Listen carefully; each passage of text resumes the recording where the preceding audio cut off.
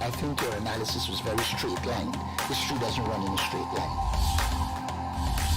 Kid, you cannot tell your neighbor he is stealing ducks when you are stealing frogs. As High Commissioner, I was wrong. As Akash Persaud, I reacted naturally how any person would have. I did not come here for that kind of abuse. I did not come here for that kind of abuse. If you're going to go down that road, I'll walk off. But it's all okay once they're talking. If they were talking, I could not have been here today. You got ADHD. I got nothing. Calm down. I think I've done enough in terms of taking our team out of trouble from losing. Come on, Lou Taylor. That's good. I'm reading the script now, and the first person that comes to my mind to play a detective, yes, but an erratic detective is Mickey Rodriguez. Why an African slap an Indian? Why a man and slap a woman? No, how you deal with that? You deal with that.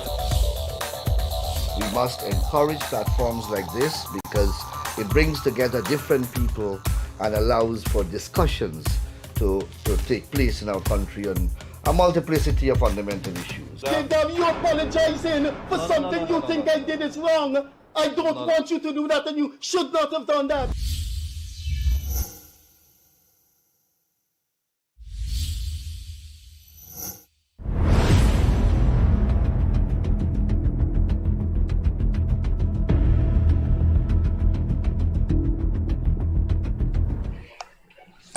Hi there, it's Friday evening, and you know what it is on Friday evenings. We go live with our call-in program. Please call in and discuss any and everything. Guyanese politics, Guyanese economy, Caribbean politics, United States, Trump, the world, the Olympics, cricket. Just call in and air your views. There are many thousands of people out there that would just like to have their point of view broadcasted. So we're going to show, by now you should know, we show some videos to let you know, and people who look at this program, what is going on, whether negative, whether positive. But the point is, people naturally have a right to know what is taking place in the country. I'll tell you something that you may find, you may raise your eyebrows when you hear what I'm about to say.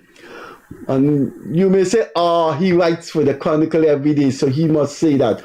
Do you know, and a lot of people don't know this, do you know the Chronicle carries information about things that are being built, have been built, facilities, lots of things that have been done positively for Guyana that we don't know. The Guyanese people don't know because they say, man, I don't read the Chronicle. But do you know the Starbook News and the Kaicho News? They tend to concentrate in being anti-government newspaper and carry a lot of criticism. Now, I agree with people saying, man, you don't find criticism of the government in the Chronicle.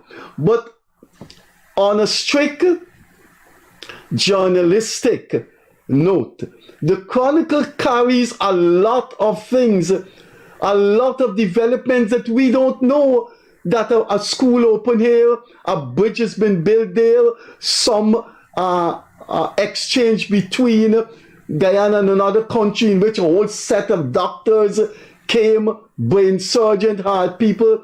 You don't find those things in the Kaicho News and the Starbook News. I am suggesting to you, go to the Chronicle and you will see things that are happening in the 83,000 square miles of this country that you need to know. You need to know that these things exist in Guyana.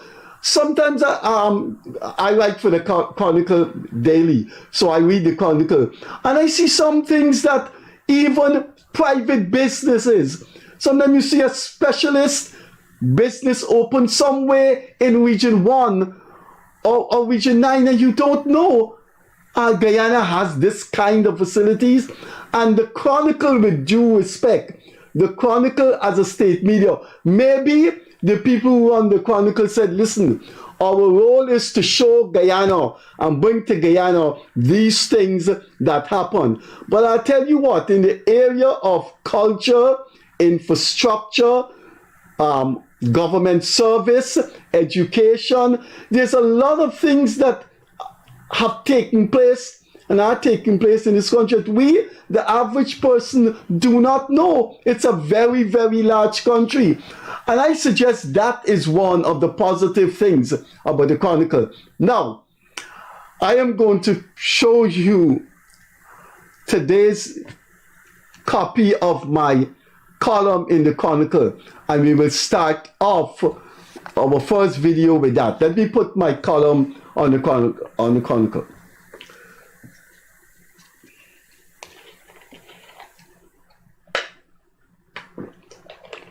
Good, you see the title of that? A revelation about Cathy Hughes of the AFC. What is this revelation about Cathy Hughes? Now, let me show you a video. Now, what you're about to see doesn't happen in the real world.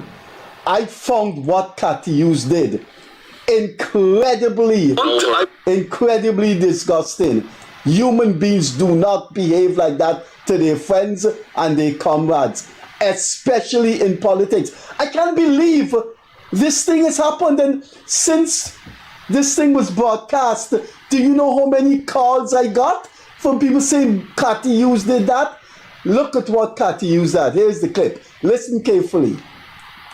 I want to discuss publicly. I know she can't sue for libel because there's no damage to her character. But I want to bring out something about Cathy Hughes and you. And I am going to bring it out even though after I have brought it out, you would have said, after we leave the interview, maybe you should have done that. But I thought what she did to you don't exist in the real world. People just don't behave like that in the leadership of political parties. It's surreal, it's incredible, it's unbelievable, it doesn't happen. I think I do my research. I've been in journalism for 35 years. You were in charge of, because of your job, you were in charge of these big equipments to go here and to go there for sporting purposes. And I think Minister of Health Lawrence contacted you for some help with either a tractor or some big equipment. And you had agreed. And you called Cathy Hughes to ask her for Minister Valder Lawrence's cell number. And she said, I can't give you a minister's number. And that was her colleague in the executive of the AFC and in the management committee, and somebody who was a former parliamentarian and somebody in the second tier leadership. And I thought when she said that, that time, I could never regain any respect for Cathy Hughes. I mean, your colleagues asked you for a cell number for a minister. No PPP or PNC minister would have done that. That is correct. It was. I don't think I've said anything libelous. It was very shocking. And you agreed now, so I have a witness. I did call her and ask for Valder's number. I believe it was a morning time. And she did say to me, I can't give you the number of the minister's number. I'm like, just imagine a foundation member who works, but at the time, who's in charge of Turbo Park. Executive, right? You're an executive. Working in. Oh my God! I don't know. We've never brought this out publicly. Now we've brought this out publicly. I can't be sued because you've acknowledged it. Sitting on board. What is? What kind of people Guyana and produced in the AFC? That was pretty. Wow. Yeah, it had to be mentally destabilizing. You were a big name in the AFC at that time, man. And she cannot give you not a close friend of hers number, a minister from the PNC number. Not just minister, but if Cathy Hughes is listening to this program, government, please apologize belatedly to Trevor Williams. Miss Catherine Hughes, if you're listening to this, what you did was completely unacceptable in human behavior. Mr. Williams has described it. Please do the decent thing and apologize to Trevor Williams. Trevor, our time is going. Now, what more can we say about that? This man and Cathy Hughes worked closely together to build the AFC, to make something in the AFC. They sat together for 10, 15 years building the AFC. They are comrades and friends. And he asked her for a number. Do you know why she refused him? I know the laws of libel. Don't worry. I'm not going to get Akash into any trouble and the station in any trouble. There's nothing libelous with saying that. Cathy probably did not consider Trevor one of her, belonged to her circle. He probably was not what she considered someone that she wanted to share that kind of information with. I will go on to the next video, but I will close with this. I am in my 70s and I have spent all my life in politics. I know all the players. I'm a troglodyte. I'm a dinosaur. I know all the players. I've been in this thing since I was 16. I started politics as a 16-year-old youth who was a polling agent for the PPP at St. Thomas More RC Primary School in Durban Street, next to where I live. And what I heard Cathy Hughes did there, it really pierced me that you could imagine you have the leadership, you guys sit down for years in camaraderie, and the guy asks you for a cell number for a minister who asks him to do a favor. No, if you listen to this program, please don't ever contemplate. Please don't ever contemplate voting for any political party that Cathy Hughes is in. Cathy Hughes doesn't deserve the votes of Guyanese people. So that is our first video. I'd like to hear you call in and give me your take on what Cathy Hughes did. It is the context. I spoke about that in my column today. It is the context. The man was her comrade and close political friend, but he did not belong to her circle. So let's go to our next video. But first, my introductory remarks. I went to the police outpost at the Seawall Esplanade. I wonder if the operator can show you a clip of the police outpost. Getting it to Freddie. Let's wait. Let me tell you what happened. I met the police at the outpost there. I think we're gonna have a clip of the outpost. That's the outpost there at the Seawall Esplanade. So there's a police outpost right there. Good.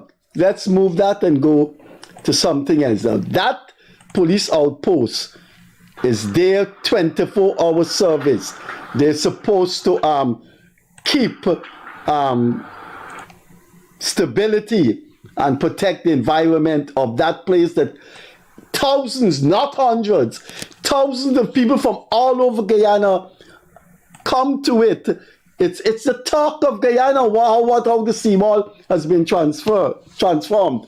Now, a man took a hammock and is now living on the seawall, right to the Esplanade there. When you come as a tourist, you have to see it. Look at that.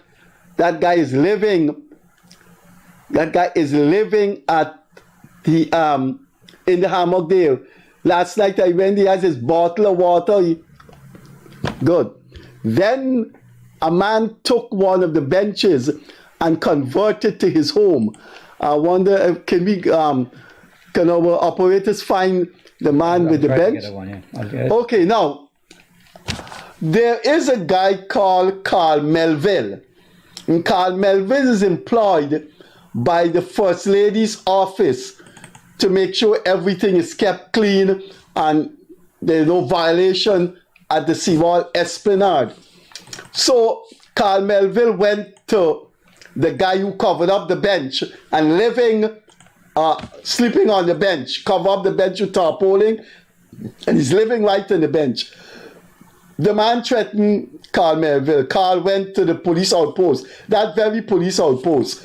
They say they can't do anything to the man and they can't remove the tarpaulin. They say they cannot remove the man and his hammock that is sleeping right there. Now I know both of those acts are illegal.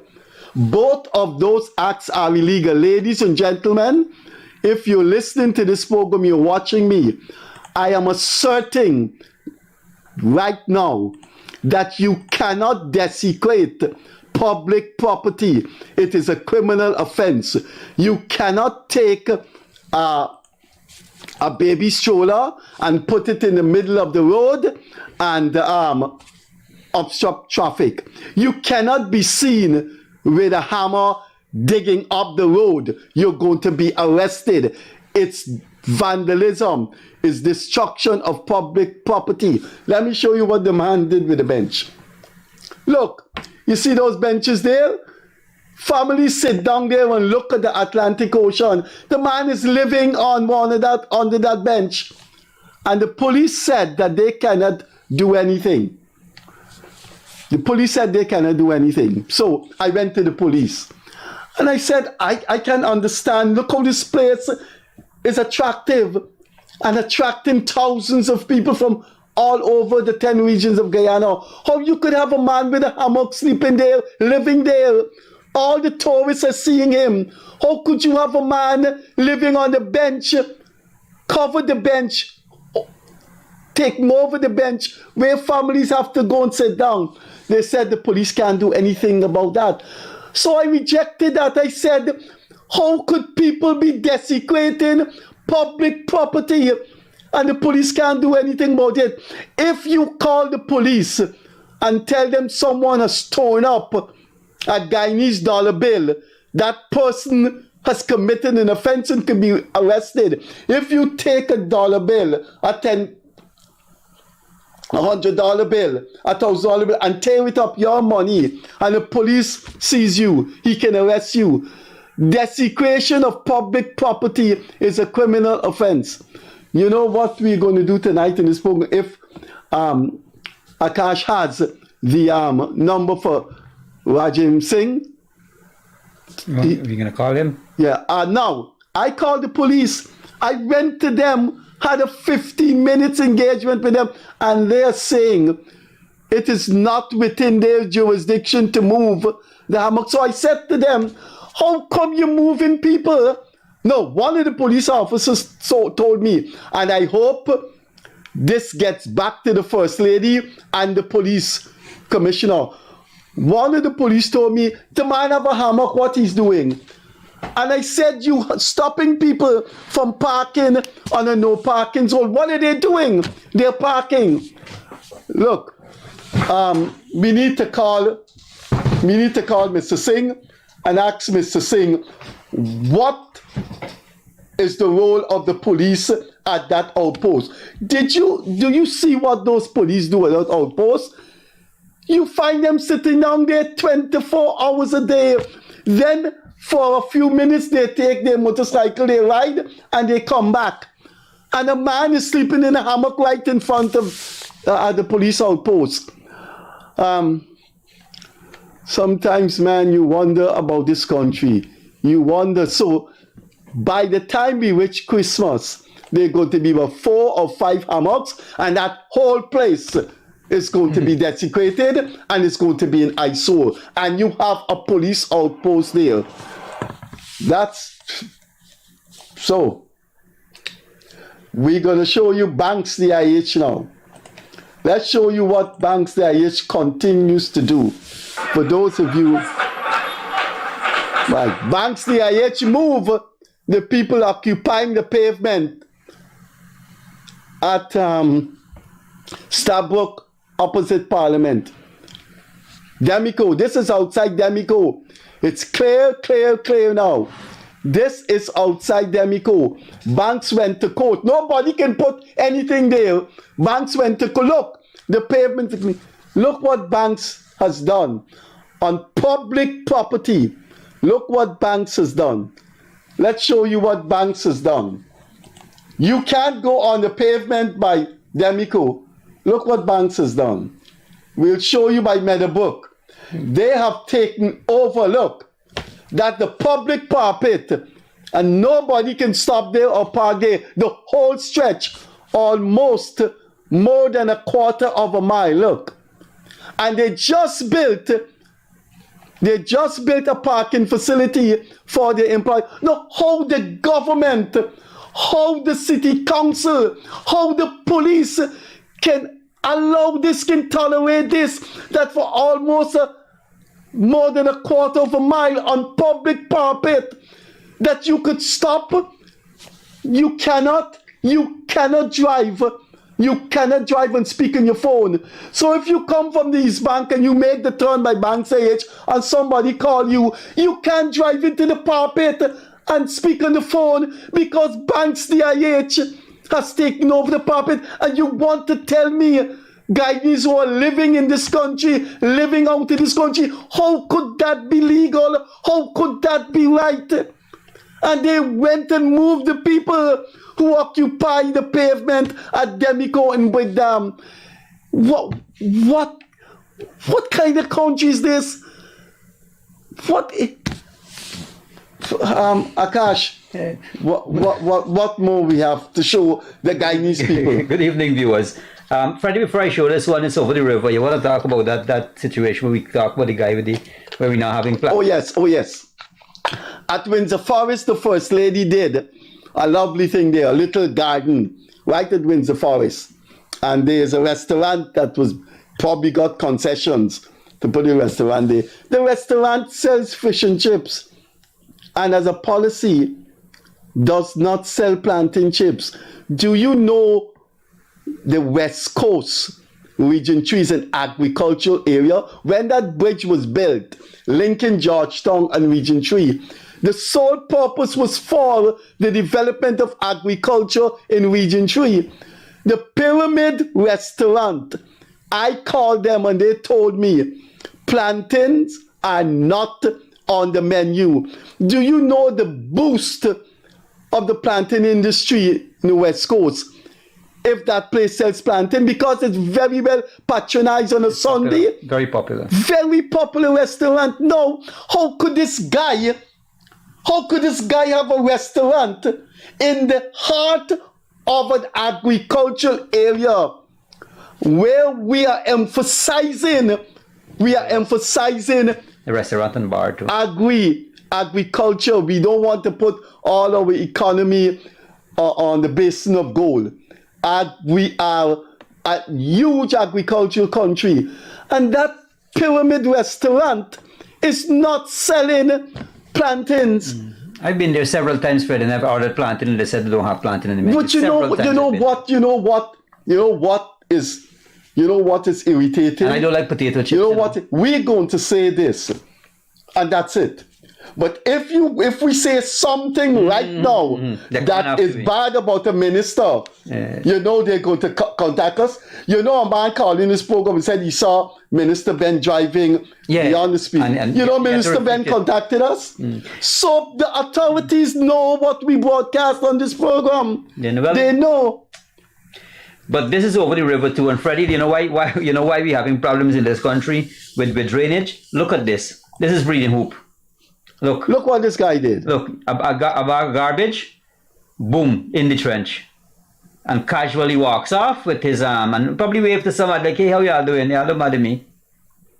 Like, y'all left me alone. And you roll out, you roll off with the thing and gone, Freddie. But do you know the police can request that video from us. Let me show it again. Watch. And bring it up. Look at him, like casually, look. Like nobody can do me nothing, man. But do you know somebody? He did that for someone? Yeah. He did that for a business place or something. No. You zoom in on his visage and post, I see the police. I hope the police watching the I right see things, the police. I did a column. I see the police put a man picture in the papers, wanted for bigamy. He married somebody and is already married. And that's a big, big crime to put his photograph. And look what that man has done. Look what this man, who give a damn if a man married another woman, why is he married? 99.99% of the people in this country and outside of the country would say, that doesn't concern me. Exactly. The police put his picture in the papers. Whoa. And look what that man has just did. That man can cause infection. Freddie, Police put that bag is gonna float and it's gonna go down to the coca. Yeah. Or one of them those sluice or the culvert is gonna block it up, and that's where flooding. Because everything is in one bag and not floating going together there. But that stopped there. We showed. We have the member of parliament just out of parliament is here. Come wrong. No. Come to right here. No. Look. Come to right here. Now I'm Kumar Siraj, our normal come wrong there. Was in parliament, and so he probably bring good news. Good news of more monies and more development happening. Well, definitely more money for the government. Good night, man. Welcome. The supplementary was passed. You're very sharp. Yes. I need some money. So, Siraj, we wait on. Glenard said, Glenard announced on his program that Baba Jagyo was paying me millions to support the government. Please ask Mr. Jagyo when you see him. Freddie. For some of the money, man, I haven't got a cent. A percentage of the millions. Were you telling this man about, I did host in the show with you and you giving me nothing? I hosted the show with you and you didn't even give me nothing. Man, I suspect though. Anyways, this is the opening ceremony for the Building Expo. We want to show that tonight. Building Expo is on at the National Stadium. I'm somewhere at the back. Oh, you're there? Yeah, look the forest sun. He's going to cut. Show Siraj, man. Yeah, Siraj is hiding, man. Siraj, look, Siraj. Is you want to Siraj? With short jack. Oh, your normal thing. So there they look, that's the forest son is cutting the ribbon there. The forest lady, Minister Rodriguez, Minister Kroll. I see Minister Siraj at the back. High Commissioner Siraj.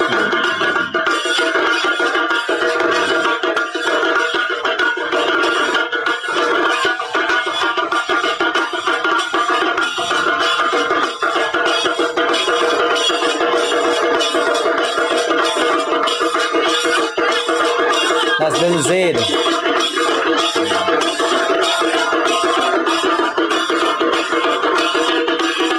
There's a PM there too.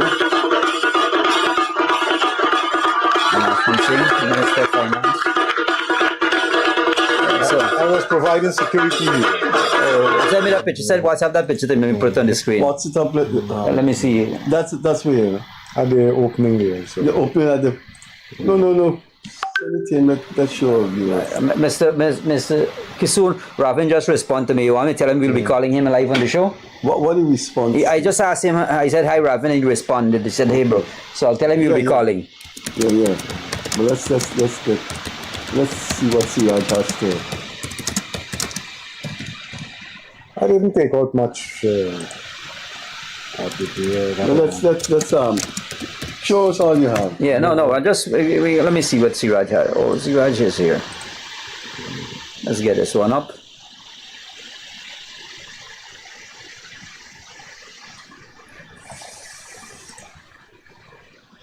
What's that? Put up that from the operator.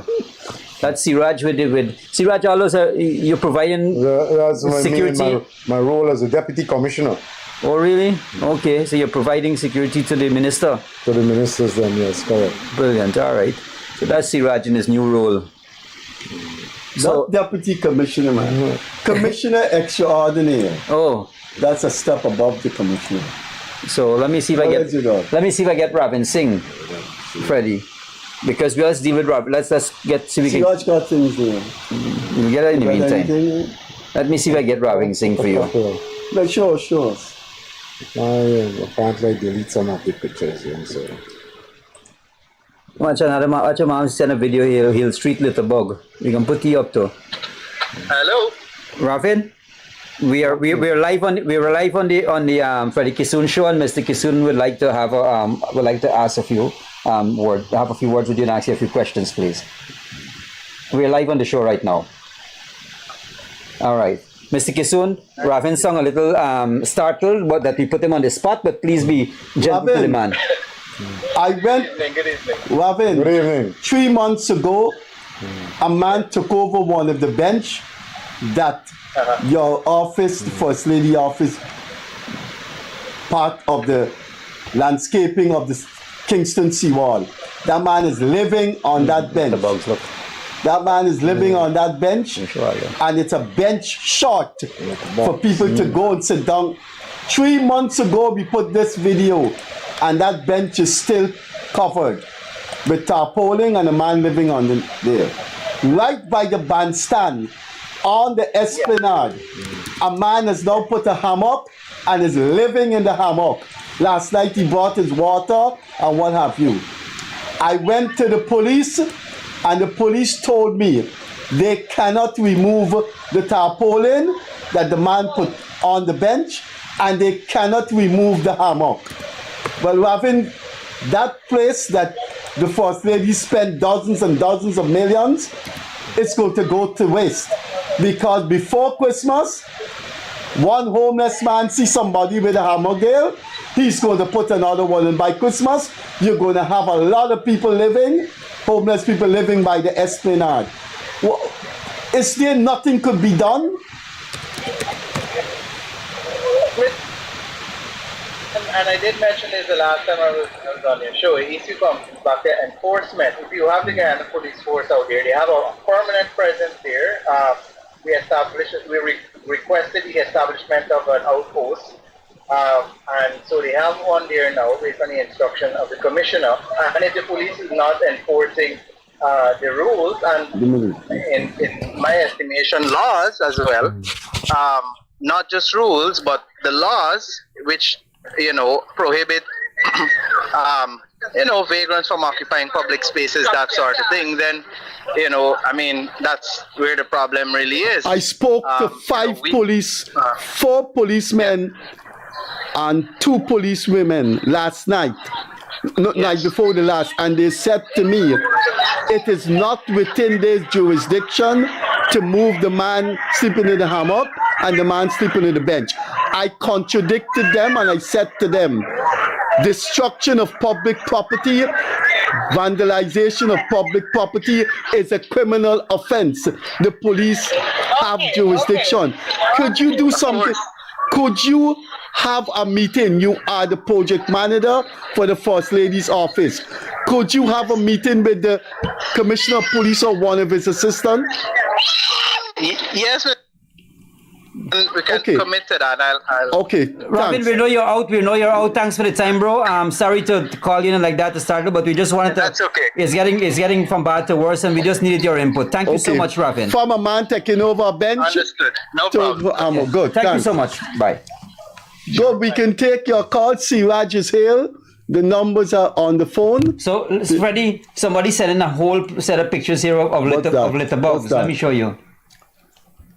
Littering? Blackout. I'm there, Robbie. Shut down?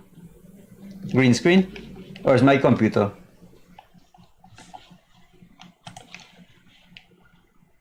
Oh, the TV going off. Yeah, the people right. People still seeing it. No, sorry, guys. We just had one of our monitor went off. There's so a call. There's a call here. What was happening? Sorry about that. Good evening. Hey, good evening. Siraj, show us what you have. Yes, madam. Good evening. They're gone. I want to make a complaint about a road. Go ahead, Hello? ma'am. Go ahead. Hello. Hi. Yeah, go ahead, ma'am. You're on here. Okay. Good night. Good night. Yes, Good night. Go ahead. Hello, madam. Come on. Oh, hi, sorry. I was waiting for your monitor to fix. No. You go ahead. You go ahead and speak. Okay, I'm making a complaint. There was. Why I'm telling you this? Hello. Yes, you go ahead. We're hearing you loud and clear. You continue talking. We're listening. Yes, I'm making a complaint about a road at. Ma'am, could you call back? We're losing you and we're not hearing you clearly. Yeah, sorry about that. So our lines are open. So somebody said, put these up. These are little bugs in the Alwayston area. Somebody just sent it up. Number one, little bugs. Watch, look them. They're going to dump in the canal. Look. We have a call coming through. No, we have a call coming. Yeah. Hello. Good evening. Hi. Good evening. I'm calling to make a complaint. Oh, you the lady that just called? Please keep speaking. Okay, I'm calling to make a complaint for Timeri. There is a road that there is a court that is building not far, 5 minutes away from the airport. It's building right next to the police station. Okay. And this report now, I'm making that these people that will have Minister Nandalal went there, and he cut this ribbon with a couple people to make a court there. Now, making this court is not a problem. You should see how these people break this entrance of this road to go into our area. And you know, Timeri is a rural area, it's a poor area. They break this road, and when you tell them anything, and you see school children can't walk out. When it was graduation time for school children, people had to fetch them children out. We try to reach out to different places to let people know that what's going on, and nobody come to help. But what I remember is Minister Nandalal went with some people there, and they cut this ribbon to make a court there. Now the court is not a problem, it's how they dismantle and block up this entrance to go in this poor people area in Timeri. And they're not doing this road. I don't know what is wrong. They're doing all over where really needed, and they ain't doing this road. So you're saying that in the process of clearing the land to build this court, they destroy a road to a community? No. The court is for the government, as I said, Minister. So which road they break up? They break up the little entrance road too in the same area. So who break it up? The people who are building the court? Court, right. And when you get onto them, it's not a Guyanese contractor. Not a Guyanese contractor. And when you talk to them, they got a lot of Spanish people working there and so on. Like they understand, they break this road and they're cussing up. And so anyone ever raise this matter with the Attorney General who is building this court, or report this matter to the police? I've made call to this place in Minister Edgell Place, infrastructure, for let them know what's going on there. Nobody putting on you onto one person to the next. So the road, there's a name to this road? It's the Mary Public Road. It's opposite where the masjid is. Right 2 minutes or 3 minutes away from the Mary Police Station, there is a masjid on your right where you're going up. So the big court is making this court if it's going to break this road up. School is going to open just now, and rain falling every hour. So it's not the main road they break up a side road? Yeah, a side road. And so this side road was a asphalted road or just a sand track or something like that? No. It's a road for the area of everybody going. It was a good normal road. Yeah. And these people break it up, and nobody. And when you find out, it's an overseas contractor doing that thing. Well, overseas or local, you can't break road up leaving to people, the community for people. So you're saying it's the contractor who's building the court? Yes, and here and the thing is when you try to get onto people, nobody helping. They block the drain, they fill it with cement and sand, throw them how they feel like cement and sand, because they're making the blocks right there for the work. How they block the drain, this thing. How long ago this thing happened? This thing happened almost a year, almost 2 years. And a year now, and nobody will go down to the office of the Attorney General? People went down. No Attorney General, them said, Dan, I got nothing for the way. You got to go with people who making the road. I got nothing with the people making the road. The Attorney General is the employer. Is he building the court? He employed these people, his office, the ministry. The SOD people were building at different places all over. So these were... How many people benefit from the use of this road? More than maybe 400 people. Is an What? area, you know, it's the Mary area. So it's about 120 families? Yes. It's the Mary area, and we're living right in front. So why I'm making this complaint? Because I'm living not far from it. We have a car, and the car sticks up every now and Do you have any pictures of the road at present right now? No. Because if you had, you could have sent it to me right now, and I'll show it. Could you get photographs of it and send it to next week? You say it's right in front of you, right now?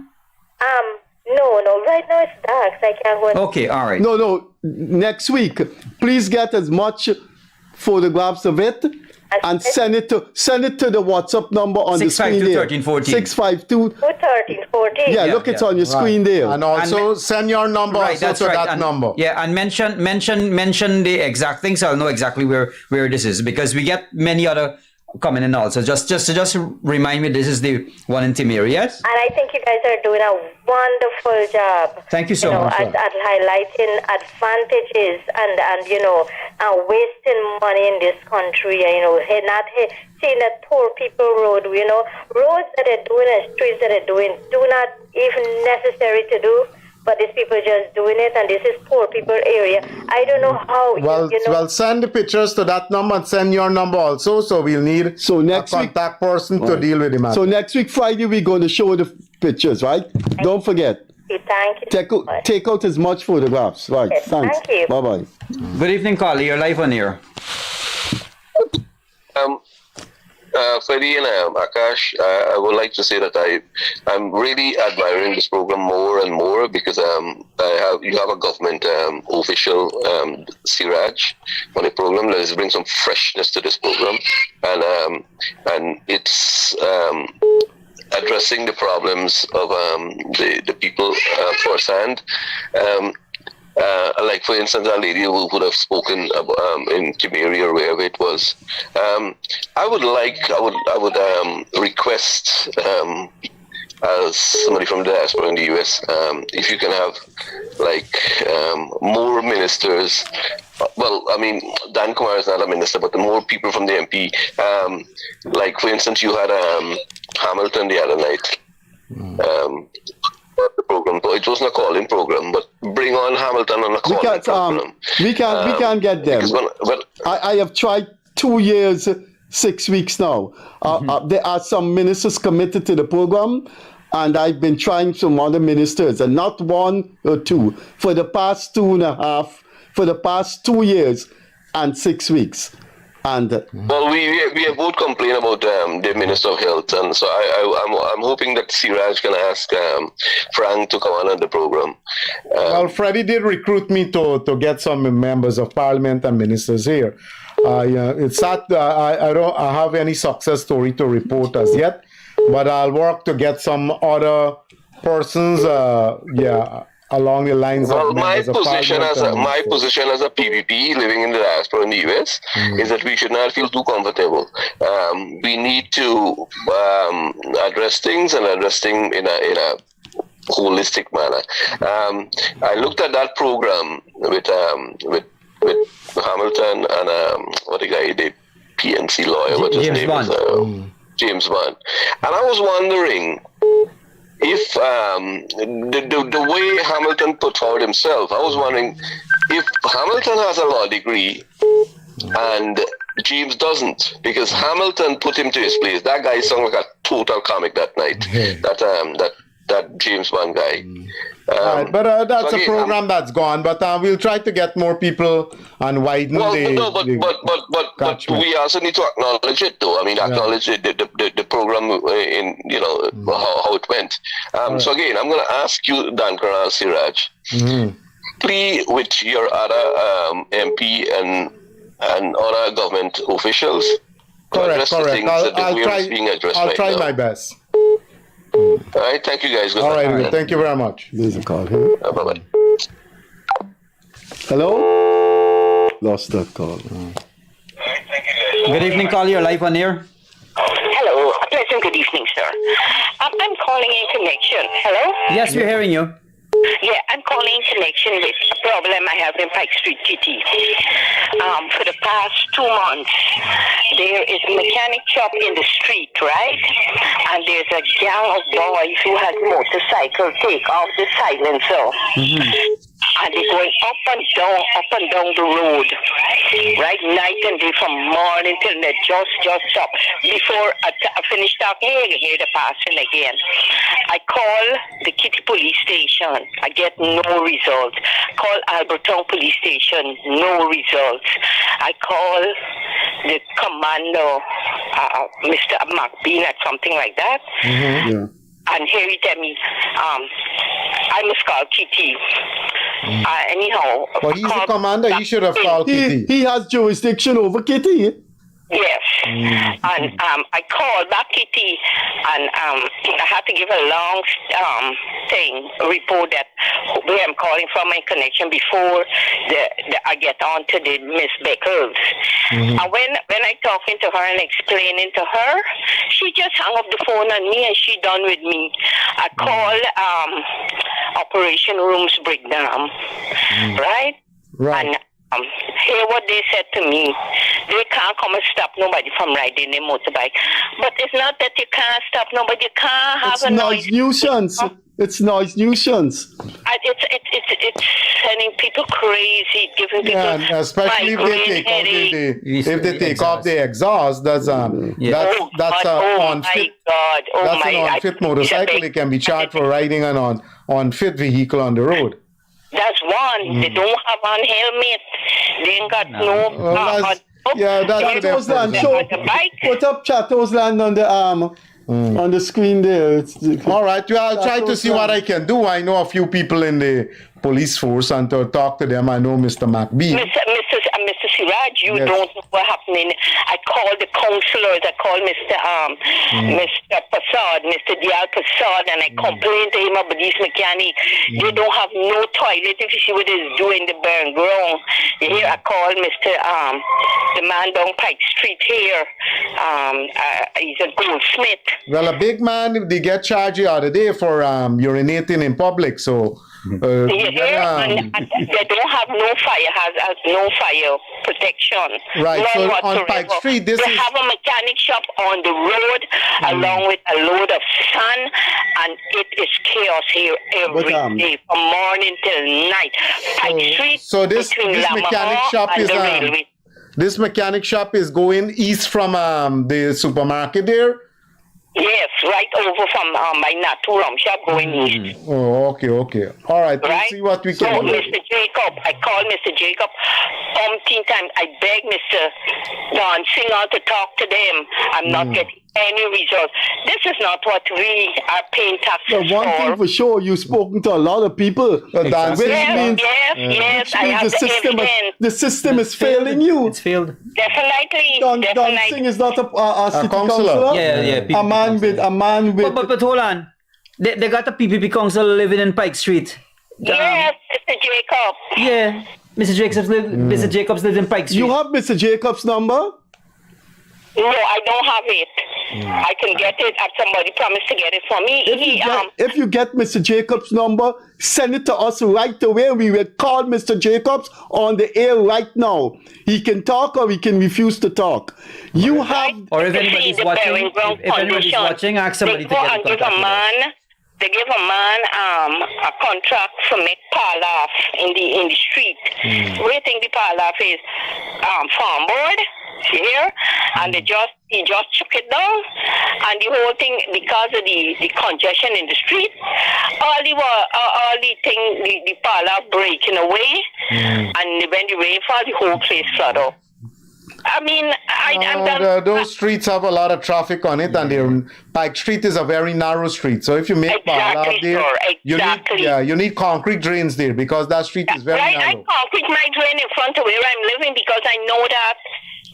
Right. All right, so we'll try to address this noise nuisance problem for you, okay? I'm begging you, please, the noise nuisance. Sorry, madam. You have... Can't take it. Can't take the noise. You have an apology. You have an apology from me. I can only speak for myself. I am sorry that is happening to you in the 21st century. The system has failed you. The system has failed. Anyway, thanks for coming through. Thanks for coming through. Yeah. Right? And they punishing. Okay then. All right, ma'am. Okay, bye-bye, ma'am. Bye-bye. Somebody sending this picture to us. And this is one of their marina. That's a road? It's a river to Parfait Harmony. One of the rivers they take to get into Parfait Harmony. So Well, you in a have perfect to harmony. have money to buy a ship. That's Parfait Harmony. Is it supposed to be a road? That's a street Yeah, that's a leading street. to one of the most populous district in Ghana, Parfait Harmony. Yes. Thousands of people. Where was in Mr. Well, Siraj? see, Parfait Harmony is a fairly new housing scheme. And Much if you go into Eccles now and see the roads that are in Eccles, where I live, AA Eccles, BB Eccles, CC Eccles, DD, EE, all of that. 15 years ago, my street used to look like that. And now I have an excellent asphalted street. So Parfait Harmony, there are a lot of good roads there and there are also some bad roads. But there are a lot of roads that are being done now, and I'm certain that road will also receive some attention. All right. I hope you're watching. That's a river. Yeah. Good evening, Polly. You're live on air. Hi, good night. Good night. Go ahead. I'm calling from Diamond on the East Bank. Yes. I'm calling from the 19th Street. Yes. The street that we're living in for the past, we're living here 20 years now, but for the past 10 years. If you see the potholes in the street, all the streets then. 10 years? But I mean, yes. I could understand when Diamond first started, it was like that. It has been like that 10 years now? Well, let me be honest with you. There's a lot of trucks and a lot of people that have businesses. But when they do the road, I don't know what the hell they're doing. I don't know if they don't take these places properly or what, but the truck drivers, them, seems like to destroy the road more. Well, we cannot really do anything about that. But for the past 3 to 4 years, presently now, in the back of Diamond Housing Scheme, nobody does nothing, not a single thing. Well, somebody complained to me on 15th Street that the trucks them that are traversing these trucks are escaping the traffic congestion on the East Bank Road. So they're using the highway, the Heroes Highway, and then they're taking these internal streets and coming through with 40 and 50 tons of sand and stone and all of that. And I think what happened here in 19th Street is a lot of these big trucks came through there and destroyed your street. Those streets were probably designed for small cars and so on. I'm not condemning that. I understand that. And everybody, the citizens understand that. But what I'm saying, we have the NDC, which it's located over in the Grove area. No one comes to our aid and assist us in nothing. Look, the garbage is here for three weeks. This week, the following week that's coming, will be 3 weeks now. The garbage is here, clustering. Nobody. So this is the NDC where a guy named Paul is the chairman? Excuse me? This NDC, the chairman name is Paul? I don't know what's the chairman name, to be honest with you, because nobody comes to the back here and do nothing. You know where the NDC office is? It's working. I do know the NDC office is the one that's located in Grove area, in the Station Street area. I know that, but I don't know if that area is concerning, for the Diamond area here. I don't know. This is the Diamond area. There's a new housing scheme. Yes, this is the new housing scheme. Yeah, I think this area got about 30 cross street or something. Okay. I'll talk to the chairman of that place. I know him very well and see what can be done for you. It has to up to 21 Street, but I'm telling you, sir, imagine the taxis, them don't even want to come and pick you up. Well, if I got a taxi and you rode bad, me and coming in there for you. They don't want to, and it's very bad. It's bad. I say, so when the rain falls, oh my God, make it worse. Right, I understand. Well, you're lucky the rainy season is over. No, well, the back of Diamond where I'm living here, believe you me, we get rain every 2 days, 3 days. So these big trucks continue to come in through the 19th Street? Yes, it does. It does. We're living in the back half, and where the back half area is, it is really bad. Really, I'm telling you, a bad condition. Sometimes all these streets being right. So from from your street, you could have access to the new highway that they call the Heroes Highway. Yes, exactly. You can have that access, but what happened? With the back half where we're living, there's a lot of turn, like S-turns and so on, that you got to get out before you reach that area. Yeah, I asked that question because of the earlier comment I made in relation to trucks avoiding the traffic on these bank road and coming through these residential roads, posing a danger to animal, pets, and small children, and also at the same time breaking up these roads that are not designed for highway traffic. Well, actually, where I'm calling from, where we're living in the back half, which is the 19 coming, which in the 19 coming into the street, they do have big potholes. But the back half where we're living, we have a lot of truck drivers is living like in the areas who want to mean work and the petrol. They're blocking up the road then. But the road are damn, it's really worse. And like I tell you, the NDC here, nobody comes here to help us. They won't come in and they won't come in unless people go and report these things. We make several reports. Look, like I'm telling you about the garbage is flowing over. Like this coming week, did you ever go to the NDC office to make a report about this road? We do. We went in there. Look, for example, you know where the NDC office is? Like I said, I know the one that is in Station Street up in the Grove area, but I don't know if it's concerning this area because when we do Did you ever go to the one in the Grove area? Yes, because I usually pay my mom tax there. Okay, and they told you that they're not responsible, or they said they're responsible? They said they're going to send somebody, but they never send nobody. All right, so I'll have a word with them to see what can be done. But definitely the street issue will have to be addressed. I know the government, they're doing a lot of community roads, and we'll try to see how best they can get through yours. I want to address one more concern too, sir. Now go ahead quickly, we have other calls coming in. Okay, we have a caravan that we usually put on the main road too, that we usually think, well, the other day they come and move us, which is a daily living we're making of selling out there. And they came and they said they're doing road works and all this kind of thing. And got me moved the caravan. I mean, it's money you got to spend to bring it in and take it out every day. But they have a lot of other people that are selling there and they're not telling them nothing. Well, if they move one, they should move all. Well, I move and I'm still seeing a lot of people selling. You should have a government office to look into these things. How can you move the lady selling her things and other people selling there? No, if they move one, they have to move all. But they have a lot of people selling on the road and blocking up the traffic too. If you go by DSL here, they got 4 people selling dog food. In the height of the traffic, everybody's stopping to pick up dog food and nobody can get on the way. That's right.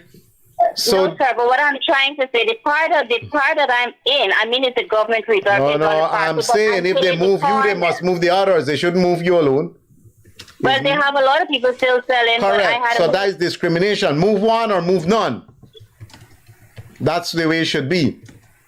Okay, sir. Well, I'm very happy you can see for. Right. Like, so we'll see what we can do about this street and at least get it into the system that it's a street that needs repairing. Thank you very much for coming through this evening. Thank you very much. Hello? Hello? Hello?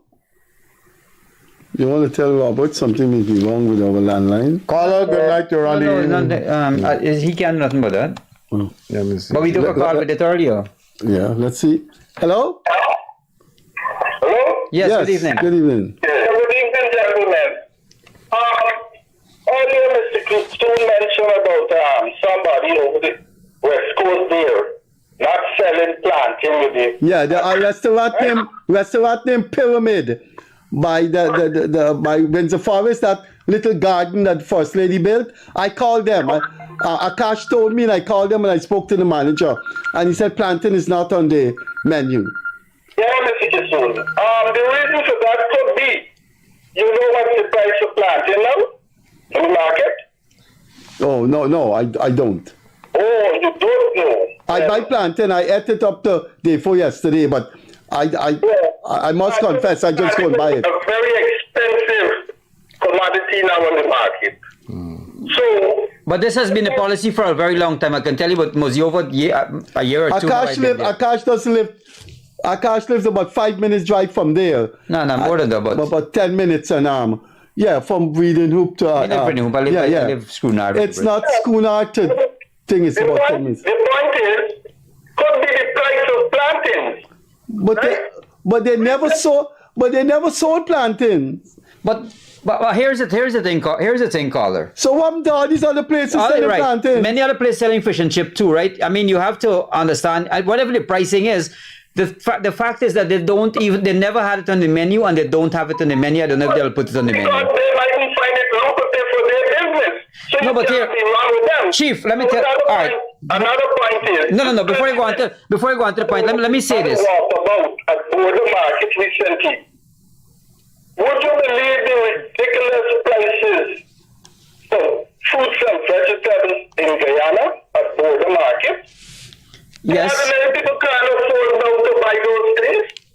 But the government always boasting about agriculture, what it's doing, and how Guyana is leading in agriculture. You compare Trinidad, fruits and vegetables. It's next to nothing compared to what we have to face in Guyana's market. How much for a bunch of banana or pound of banana in Trinidad? A pound of banana in Guyana is $3.60. You divide it by $30, how much you get? You get about 20 something Trinidad dollars. Yeah, but you could get tons and tons of banana for that 25 Trinidad dollars. Caller, something is wrong in Guyana, you know. Caller, let me also say this. People have to face the facts. You cannot pay $300 for pound of plantain in Guyana. Caller, let me say this. Somebody called in recently. Caller, can you give me a minute to say something, please? Caller, can you give me a minute to say something?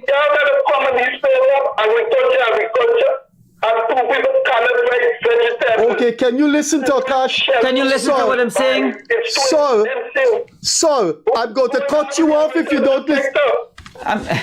I'm trying to make the point to the man, to say to him, somebody calling in this program, while cassava probably selling for $200 a pound in the market, somebody called this program and said he's a farmer, he sells for $30, remember? He sells for $30, the middlemen go and buy it, and by the time you reach the market, it reaches a price. If you have a restaurant, buy from the farmer. Hello? Good evening, caller, you're live on air. Hi, good evening, sir. My name is Kewal Dubé. I'm a counselor at the Grove Diamond NDC. Brilliant. More so, I'm the counselor in charge for constituency from 7 to 21 Avenue Diamond.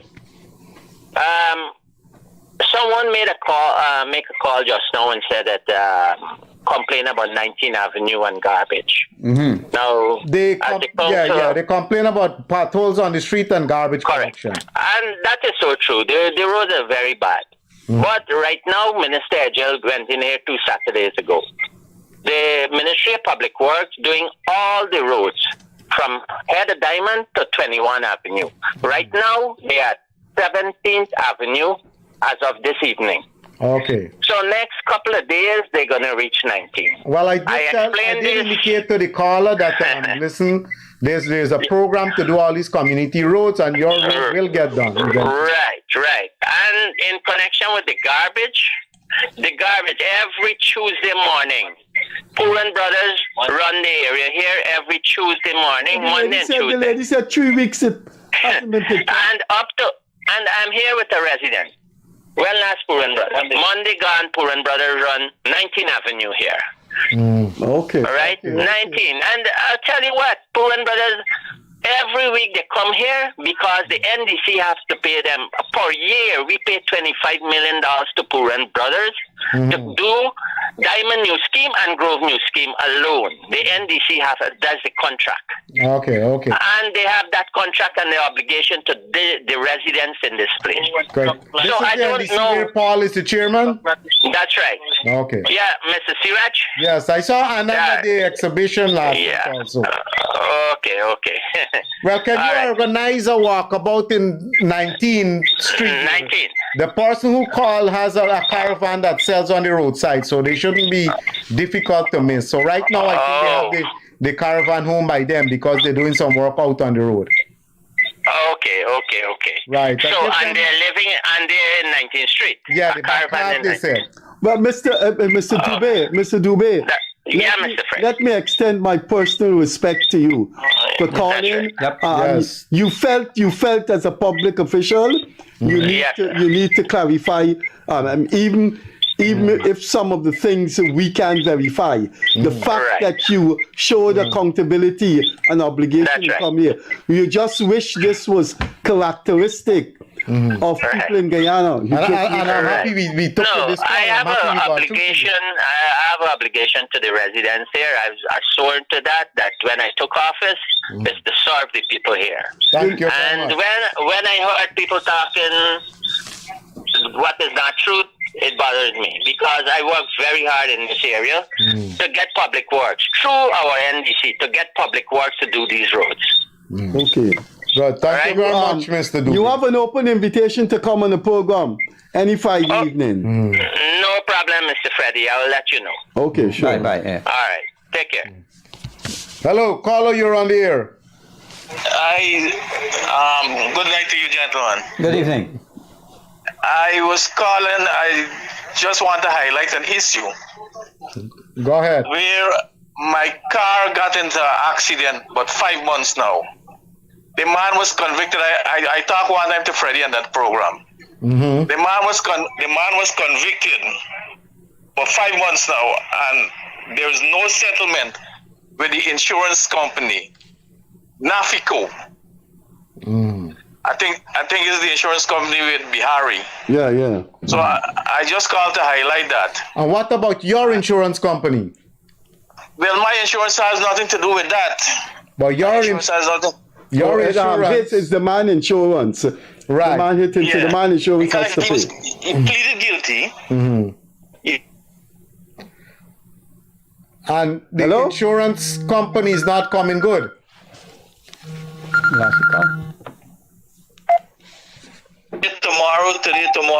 Tomorrow. No, man, they can't do that. I've had too many complaints about insurance and cars, man. 5 months after. Look, these big companies, look what banks their age doing in the public property. These insurance companies don't want to pay you when your car get damaged. They don't want to pay you. Let's take this call. Good evening. A very good evening. Good night. I wanted to say two things and then I'm leaving. Well, the first thing I wanted to thank the government of Guyana. Since 1995, I applied for a plot of land that's under Dr. Cherry Jagan. Today, I have received a title for that land since 1995. So I'm grateful for it. The only thing is that I didn't see the land, but I'm still thankful. One more other thing, but I would want it if Mr. Siraj can look into it. It's on the Ministry of Housing. At that same time, in 1995, I added a paper to show you that I have evidence. I applied for an acre of leased land at that same time. But up to now, I have not received the land. I don't know if I can still get it because it was for furnituring. And I still have a paper here, but the paper doesn't show that it's 1995. They show it because they said they don't have this. They don't have something they don't have. But they graded up to 2018.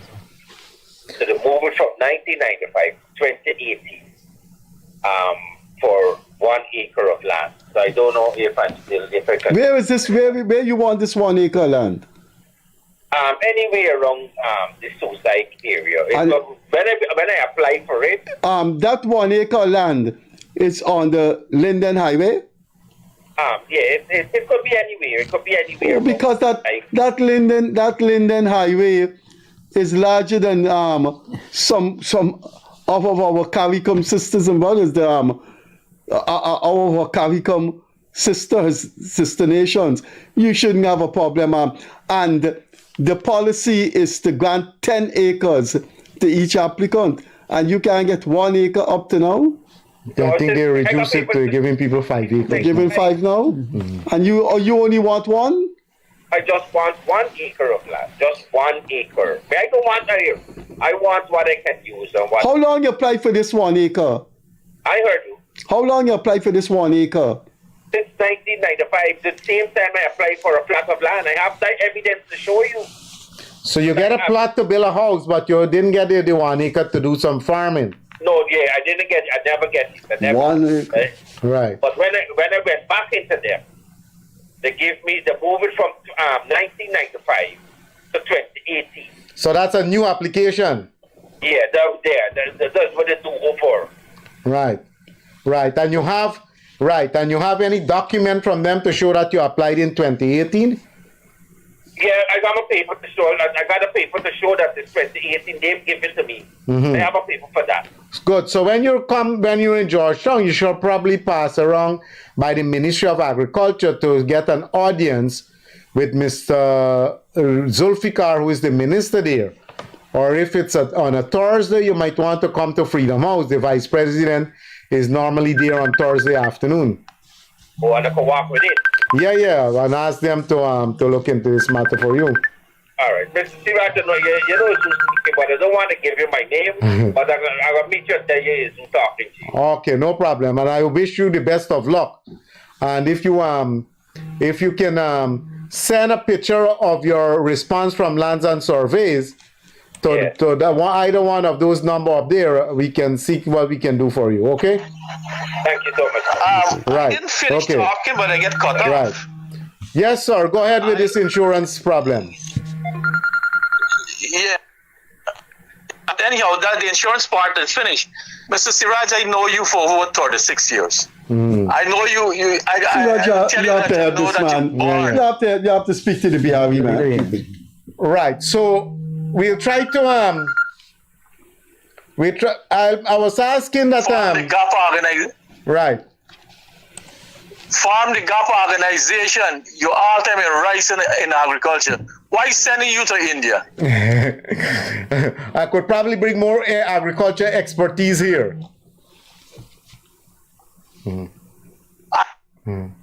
Okay? That's my opinion. Okay, sir. Well, thank you. Former head of the RPA. Man who knows. Still is head of RPA. Still head the RPA. Correct. Right. When you go to India. Head of the RPA. Man who knows. Hello. Tune your volume down, sir. Hello? Yeah. Good evening. Good night. Go ahead. I have a problem. The problem is that my daughter was charged with a traffic offense last week Friday. And either Thursday or Friday, one of those days. Anyhow, she went to the station, that's a Dryinfed police station, and the clamp her arm, they said she parked on a bus stop, right? And she went to the station, and they put her in $10,000 bail, and she had to go to court on Monday. Right. She went to court. She was fined by the magistrate. She pled guilty. She fined by the magistrate, and the clerk and the prosecutor signed her station bail that she went on, and told her to go back to the station to get the money. This every single day she had. I know you were coming to that. From the time this lady started to speak about station bail, but madam. Yes, sir. I don't know. Parking, these policemen, I have to intervene so many times. I think I have it in my car. I think if you park on a bus stop, it's a ticketable offense. No, they put her in $10,000 station bail. And no, that's a ticketable offense. Young lady, no ordinary. She just stopped right.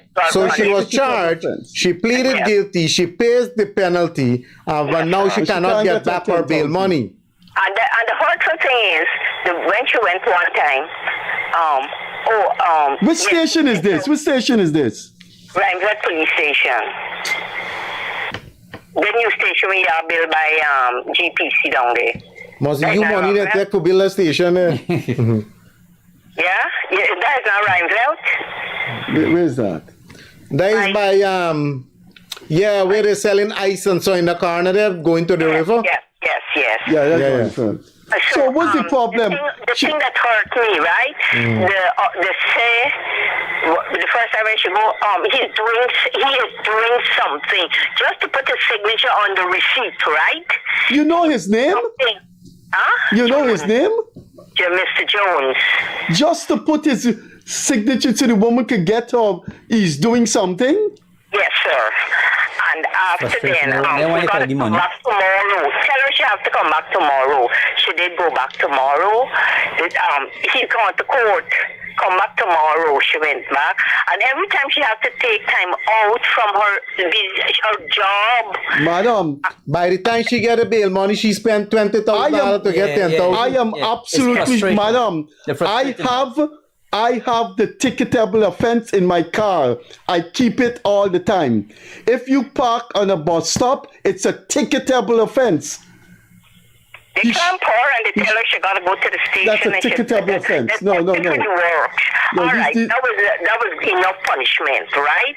She go to court, she pled guilty, she do what she had to do, her duty that, okay, she committed an offense. No, that's a ticketable offense. But she paid the ticket. She paid the ticket through the court. Everything, she paid the thing because no, she should not have gone to the station. And the prosecutor. She should not have gone to the station. You should have issued a ticket. I get calls about this all the time, and about a month ago, I had to call a senior officer about that. So can we ask you to go to see the Minister of Home Affairs? Can you see him? I would love to see that man, truth of God. Yeah, to Minister Rosenberg, because he read them the riot act the other day. And to take her bail receipt and said, I have gone to that police station 4 times now and I can't get my bail money. Listen, madam. Go to the ministry. Go to the ministry and ask to see Mr. Harry Gill. He is the advisor to the Minister of Home Affairs. And tell him you spoke to Freddie Kissoon about this matter, and Freddie Kissoon asked him to help. Please go and speak to Mr. Harry Gill. You know why I'm highlighting it? It is an advantage. It is an advantage. You call it advantage. That is not, madam, robbery. Madam, that's not an advantage. That's putting it mildly. It's a violation of your right. Exactly. That's not an advantage. It's a violation of someone's right. She should not have gone to the station. I am absolutely sure it's a ticketable offense. So she should have given her a ticket. And the thing is that, you know what they did to her? They clamped the wheel and they drove away. She had to wait half day. No, you had a bad experience in Guyana, madam. It's my daughter. You had a bad experience in Guyana. All right, so do what we suggest. Let her go with her bail receipt to see either Mr. Gill or Harry Gill. Harry Gill at the Ministry of Home Affairs on Brickdam, and lodge his complaint about this. Yeah, about his torture at the Rumbell police station. I had his number in my phone, but I don't have it anymore. As I would have given you his number. I'm saying, you have to go there and line up and wait and... No. This is, you go downstairs, you said you're here to see Mr. Harry Gill. Madam, go to the ministry, ask to see Mr. Harry Gill. If you get to see him, tell him Freddie Kissoon sent you to him, because on the Freddie Kissoon show, you called in about your problem, and he suggests you go to Mr. Gill. I will call Mr. Gill. Okay then, take care. Yes, sir. Our time is going on. We have to take another call. Something has to be done with these people at the police station. Correct. Is one, private is another one, and that's how they go in. They're not. Yeah, all over the country they are. Our time is going. Okay then, you take care. Okay, take care. Okay, we got to go. Okay, time is going. Time is going. We got to take another call, right? All right, thank you very much. Hello? Hey, good night. Good night. Like, I can start saying as an expert now, because like everybody gets insurance once they're from the country. All right, you're in the country and you get through. Let's hear about the issue. All right. So, well, first thing first, this thing with Freddie Kissoon said minister call you after watching this show, forget number. So I thought this minister what? A safe space, man. I thought the show was a safe space where we could raise issue clearly and get some response. Now we gotta watch what we talking on the show. What are you talking about? Wait, stop. Go again. Let me, I get you clearly. I didn't get you clearly what you have outlined. Please go back it again slowly. So earlier in the show, you said that somebody was saying the minister was driving fast or he was speeding or something like that around the area. And then he called you concerning, hello? Yes, I'm listening to you. Yeah, so... Yes, you said, and so he called me and you stopped. And he called me and what? I was trying to get the information. He called you to get information on this, the issue. I haven't said anything like that tonight. I said he knew somebody made an accusation against him. So he was either was listening to the program or somebody told him, and he called in. And that's all I said. And it was to drive home the point that these programs are being watched by the I never said what he called in for. All right. Well, it's my misinterpretation. Yeah, okay. Cool. But I can tell you what he called in for. He called in to reject the accusation the caller made. He said he was not in the car at Perica at that time. So he called in to clarify that. But what's the point you're making that you got to be careful about? No, he's saying that if he call in and say something, somebody might call and ask who's the person number that call and he might be. No. We will never do that. We will never do that. But the minister called in. He didn't ask for anybody number. And basic fundamental journalistic rules, we wouldn't give anybody's number. I think you know a little bit about me, and you know I would never do that. Okay. So some people calling in and I hear sending them to the ministries and them thing though. So I had some problems myself, and I went to quite a few ministries raising these issues, right? And it's just one issue over and over, and I still not get it through. And tell Mr. Siraj what's the issue. I doubt whether those people would get through. For multiple times I've been even given deadline. Oh, they're gonna call me by the end of the day. They can call me by tomorrow. I went in today again to the Ministry of Local Government. Mm-hmm. I walked out with another promise. This is straight up Siraj Ali. So what's the nature of the problem? It's about Region 9. Mm-hmm. Right, we got some issues there. Minor issues, some of the most minor issues. These things are documented. It's just all about following rules. And so the RDC there does not consider your complaint? Did you ever speak to the regional chairman, Mr. Brian Allicock? No, not the chairman, but the REO. Well, your complaint might be against the REO, but did you ever speak to the regional chairman, Mr. Brian Allicock? No, I never speak to the chairman. So you raised the issue with the REO and he did not address it? Correct, and then I come to local government. Mm.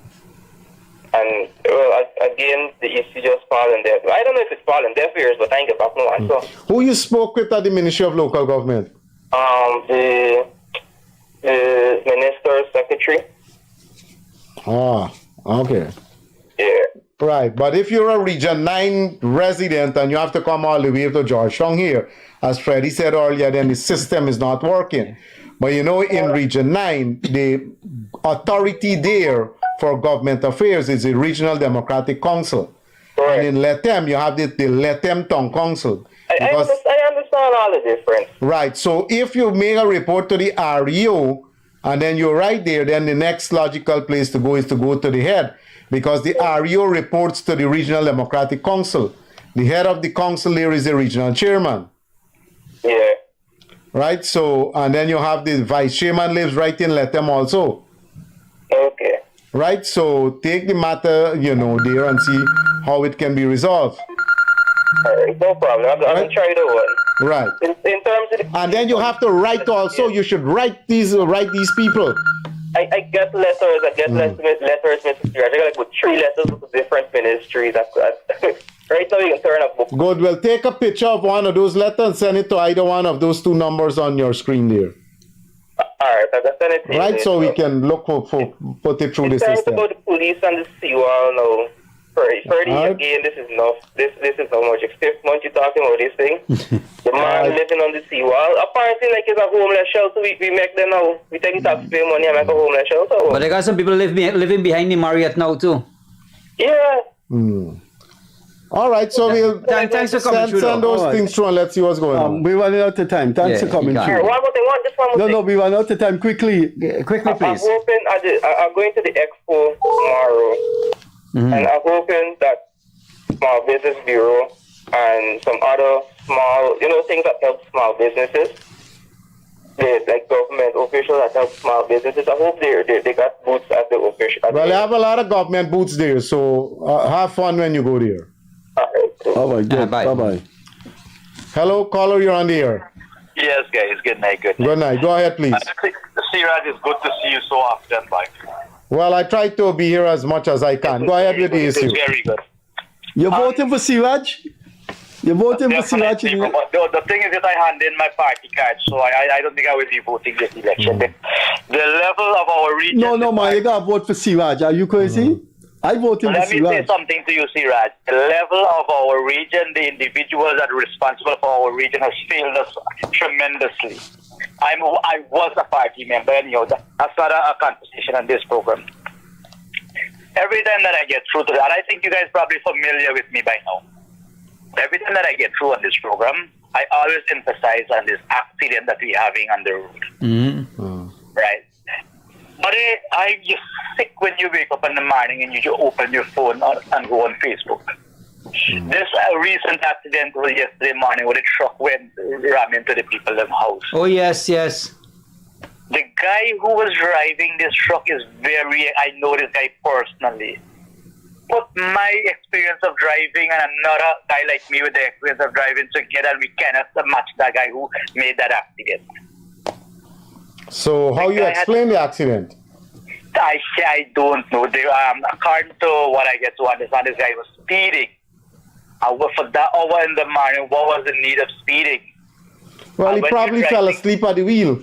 Speeding and I have no idea. But Yeah. So people do that, overseas you have to log in when you leave and log in back when you stop. And if you do more than 8 hours with these haulers, they pull you in. It is governed by those rules. You cannot drive more than 8 hours within a 24-hour period. And they track you and all of that. So people got to be careful. Yeah. I mean, if you're reckless and you kill yourself, nobody will mourn. But if you're reckless and you kill other people, then that's a big problem. That's my concern. Yeah. Right? Right. I think the minister needs to step up his game. I see he's been... Well, I can't see what the minister going to do at early morning with a truck man speeding. No, Chief, no. Put laws, let's get these police them in place. Is the enforcement. The laws are there. Give me a couple of seconds, let me explain something to you. How a lot of these things could probably solve. Well, you have both drinking and driving happening on a Saturday night and a Sunday night. You travel this road here on a Saturday night and Sunday night, 1, 2, 3 o'clock in the morning, see if you see any police on the road. No. And that is most of the nights when you need them, because these are most of the nights when you have the accidents occurring. And you guys know that for a fact. Well, the survey might show something different, but I know a lot of accidents can be attributed to young, inexperienced drivers who are under the influence. And these days you have very fast cars, so the accidents are more. And these days you have thousands of vehicles on the road, unlike our days when you have to wait every hour to see a vehicle. I know. Right? So the laws are there, implementation is another thing, and then people got to take their own personal safety also into consideration. A lady just called earlier and said motorcyclists riding up and down the place without helmet. That's true. That's your own personal safety, so people are now responsible. But when they put innocent people... Well, that's the thing. Look, a man the other day driving up with the grandchildren them in his car. There's no reason to speed on the highway. He was speeding so fast. Kill a grandchild, kill himself, and the car engine was knocked 100 feet away from the car. Yeah. Right. The engine actually reached at the back. Anyhow, guys, let's give somebody else a chance. All right, thank you very much. Thanks. Yeah. Hello, good evening. Hello? Hi, good evening. Go ahead. Good evening. Mr. Jonas was on the program early tonight and he made some valid points. On another program, politically correct. Yeah, and he makes some valid points. And I know if this government stay in power and they don't want to address certain simple things, it's going to bring problems. Especially the people who they put in place, they put in office, some of them don't have education, especially in Region 10, and they misbehaving in public office. Some of the REO signing a lot of fraud, especially in Region 10. Well, I saw the Region 10 REO early at Parliament, and I can tell you that any government that does not present a good image to the voting population run the risk of people getting dislike of them. So it's in the interest of every government to get the best relationship possible with the people out there. Yeah, but now we're talking about the CDC. The CDC, I don't know what purpose the CDC, because when you give these CDC people these contracts and these CDC to do the work, the chairman taking all the hog of the money, taking all the money. It's not CDC work no more. It's people personal work. And they giving the people next to nothing and they gone with all the money. Well, we got to tidy up our game. The more reports we get in with some amount of evidence, well, that's what I want you to be. Right, we can deal with the people. game. Yeah. Right. We got to tidy up the game because you can't get these people. This one saying if you call me, I got circumstantial evidence to prove. All right. Well, I know the vice president and the president, they're worried about this situation of people within the system doing wrong things that can jeopardize the popularity of the government with the people out there, and they don't want that. Well, now you're talking. All right, let's have the chart for now. All right, good. Thank you. Okay, we got a minute more. If you're looking at us, the operator said we have a minute more. One more. Call a good night. You're on the air. We have a minute more. Hello. Let's see that one. Hello. Caller, 1 minute. Hello. Good evening. Good night. Yeah. Good evening. My complaint is about police. Everybody complains about police. Police demonstrators here, they are purposely taking bribe from people. Purposely. I drive the other day, and I get a black police and an Indian police. They can bribe from a Chinese man, but I daily reach them, I get a video them. And see the demonic complaint in the hand and the gun with you. Yeah, they harass those Chinese people. I know about that. They harass those Chinese people. I'm telling you, a lot of the police on the road harass those Chinese people. You could call it whatever you want, but it appears in many other countries we will say when the white people harass non-white people, they're racial. I know so many cases anyway, so our operator signal we 1 minute over time. Anything quickly before you go? Quickly. A couple seconds. Yes. I want to say, I don't know, every time we give complaint, nothing is not doing. And these RC are selling fitness. Imagine how RC are right and sell fitness on the road. Where he get the fitness from? All right. Thanks for coming through. Which area is this? I'm so sorry. Which area is this? In Corriverton. Oh, okay. Oh, by the way, Harbour John. Chateau's land. Yeah, Harbour John messaged. He said that the cow, one of the car 4 months ago, still tied at the 51 police station. Freddie's still there. All right, let's take this last call, and then we're 1 minute over time. Caller, we're 2 minutes over time. You got to tune down your volume. Hello? Lower your volume. Yes. Hello? Go ahead. Good night. Good night. I like to speak to T. Rogers. Go ahead quickly. I demand upon Caneville. One make several reports to you that this thing when they feel bill back on me here, and I get no answer up to now. This is Caneville. About what was the issue? Something built back me here, and the government reserve block off my whole back entrance. Oh, and you block off the street too? No, I in Black Hawk Street. You ain't got the street side of you there and you pull a fence there where you go and shed our man and sell the side there? See what said he went and he checked it. You went to check it? Yes, I went there. The only reason, because they're throwing the garbage back on me and the NDC. Correct. So they're not supposed to throw the garbage. I went there, I saw the thing black off to the side of your fence there. So you can't get access from two sides. I believe we take it up. Right. So, but they got a guy selling there right there where the part of Black Hawk. The thing with Black Hawk, the entrance, I used to make some black because I can't pass with my material number there. Correct. I know. All right. I went and visited the place, so I know. And Mr. Paul went and visited there also. So two actions are being taken there now by the NDC. One is to remove that illegal vendor there, and secondly, to remove the illegal structure across the street. Which is here? Yeah, I can move it. I tell the man I can move it. If tomorrow I can move it, I can move it. Right. So we went there, so I know what I'm talking about. The guy went up till all right, have a good night, man. All right. But we will address your problem. Thank you very much for coming through again. We're over time now. Our operators have to go home. Okay, man. Bye.